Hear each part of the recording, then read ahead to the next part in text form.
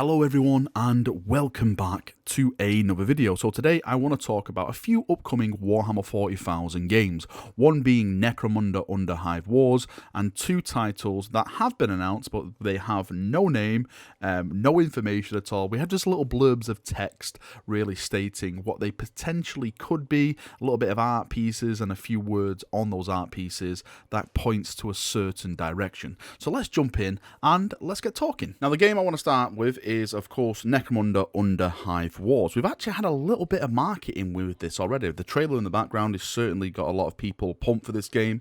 I actually got to see the game in 2018 in Paris. I actually got invited to the Focus What's Next event, and at that event it was of course Necromunda Underhive Wars, it was Space Hulk Tactics and Battlefleet Gothic Armada 2. Now Space Hulk Tactics and Battlefleet Gothic Armada 2 have been released, and the version I saw of Necromunda Underhive Wars was a early alpha version, but it still looked fantastic. The way it worked was you picked whatever gang you wanted to pick. At the time it was only Escher and the big strong guys. The name slips my mind at the moment, and it was those two gangs being previewed fighting next to each other.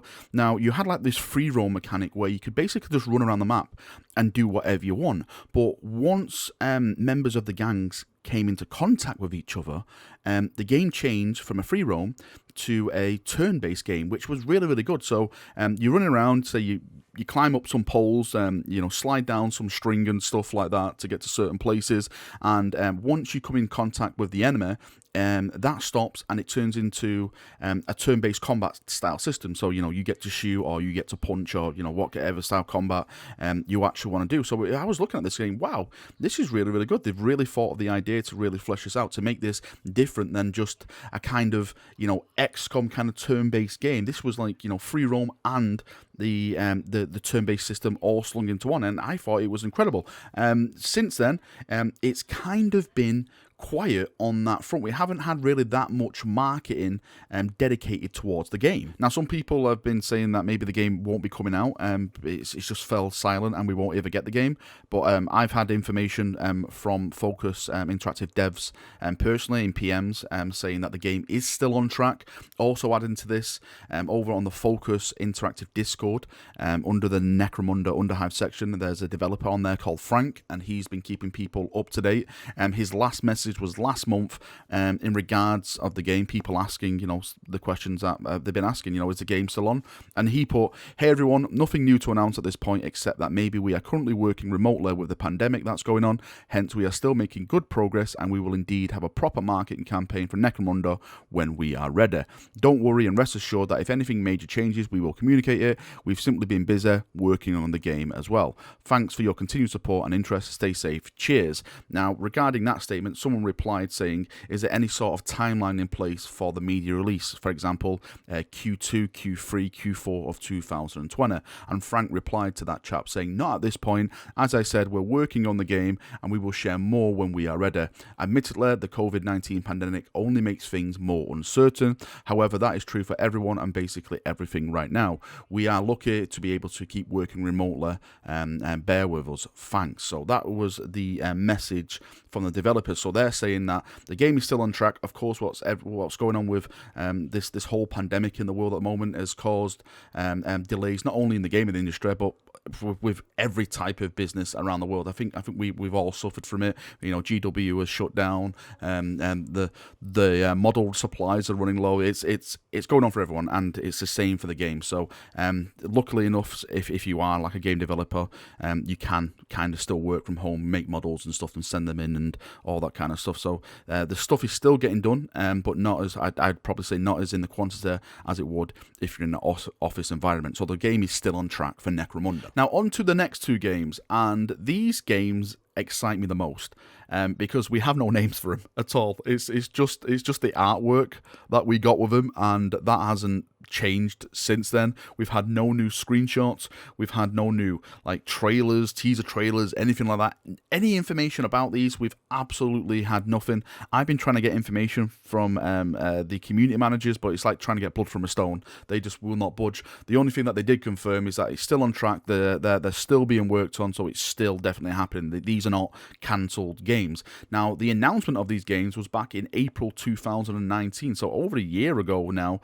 These games were announced, so that's kind of a strange one in itself. Not seeing anything attached to products from over a year from the initial announcement. The only thing that excites me about it is that maybe these projects are so big and they're so vast that there's just been so much work on them, and they're planning to reveal something really, really big. That's the fanboy, that's the hype boy in me, looking into that direction about these games. Now, the first game we have is from Saber Interactive. It actually states on the announcement of all these games, it says, with massive success of Mudrunner and the excitement building for World War Z, the talented developers at Saber Interactive will embark once again with focus on the production of 2 new titles with exceptional potential. One of these titles will be supported by one of the most important licenses in the Games Workshop universe. That's basically all it says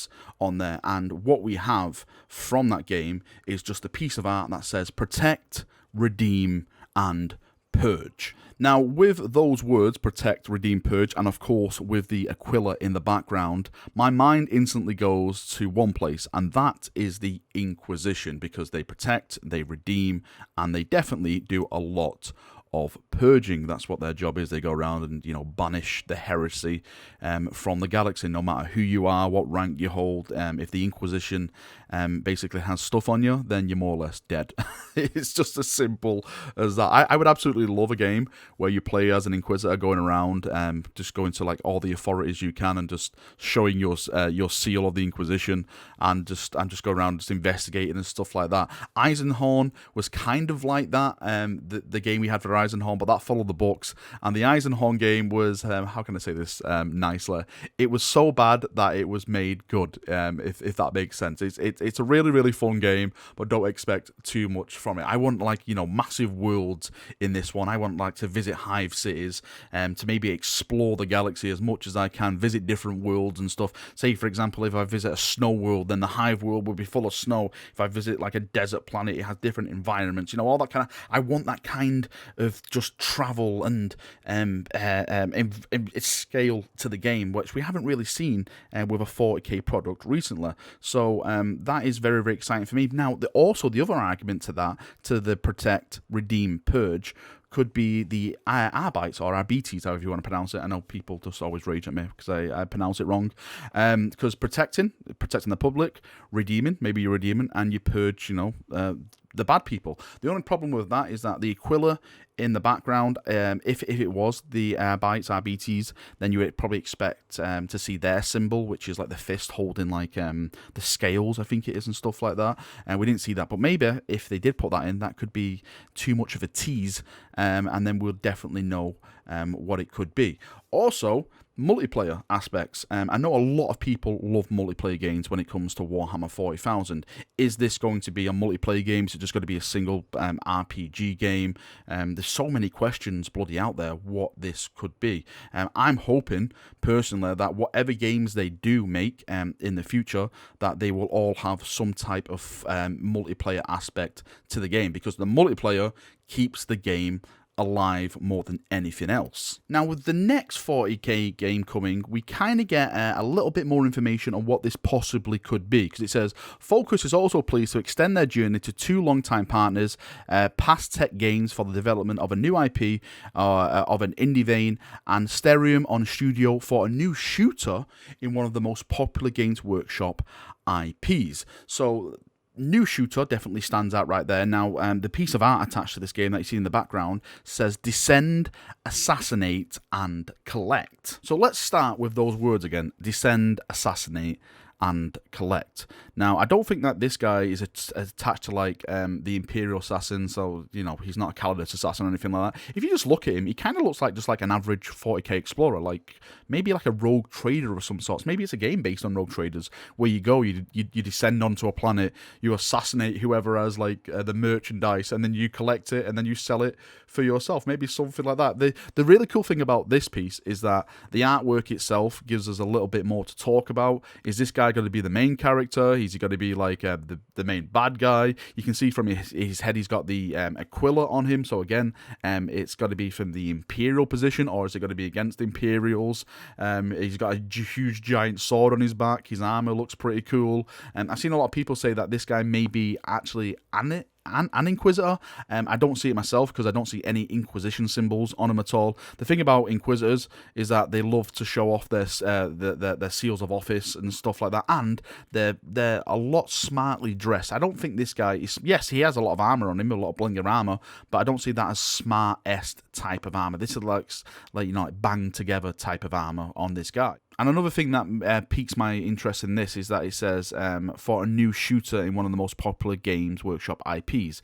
Now, technically, all 40k games are shooters. If you don't have shooting in a 40k game, is it truly a 40k experience? Because it's all about going around purging and stuff like that. But for this one, I don't know why. For me, I feel like this may be like a dedicated multiplayer game. This is just me theorizing, but maybe like a type of online shooter. In my dream world, I would absolutely love something like Battlefield 40k, where you go around, it's these mass multiplayer battles. You go in there and it's just you and your friends making squads and stuff, destroying other squads, destroying other players. You're going around in all the different like vehicles, like tanks and like Lieben Rust tanks, for example, aircraft and stuff like that. This would be like one of the most amazing experiences I could possibly have in a video game. I'm not saying it is that, like I just said, but for me, that's what really my mind is drawn to straight away when I read shooter. I read shooter and I think, okay, this is a game just designed for going in and shooting, so it's just going to be like a full-on shooter type of game. Now, one more thing about this studio who is creating this game is that they've had experience before in the 40k IP. These were the chaps that brought us Deathwing. Now, for those of you who don't know, Deathwing is like a co-op experience game where you play as a member of the Dark Angel Deathwing. You go into a Space Hulk and you purge Xenos. There's more to it than that, but that is basically the basics of it. So they have experience at making 40k games before, and I would argue that Deathwing is probably the most beautiful looking 40k game that we've experienced. The level design, the way things look, definitely captures that grim dark experience for Warhammer 40,000. So this adds more excitement for me when talking about this product. Hopefully soon we'll get some more information on these games. Fingers crossed that this year we'll see more trailers and more screenshots, even just like, an article dedicated towards it to give us more insight into what these products will hold, what kind of characters we'll play, the storyline, the setting, just little bits of information that we're all dying to see. Alright, Chaperoonios, I'm going to call the video there. There is other upcoming 40k games, but I think I'm going to do another video dedicated to them another time because we have more information on them. That is Aeronautica and stuff like that, and the new Orc fighter jet game as well. But we've seen trailers for that, we've seen the information for that. It was just these two games really, and Necromunda that people kept asking me about if I've had any more information, so I wanted to do a video really just clearing things up and just giving my thoughts and ideas on that one. If you've got any feedback at all on what you'd like these games to be, or maybe what kind of setting you'd like them to be, or just any ideas in general, and post it below, and as always we'll have a nice little chat down in the comments section. Thank you for coming, thank you for watching, have a great day, and bye bye.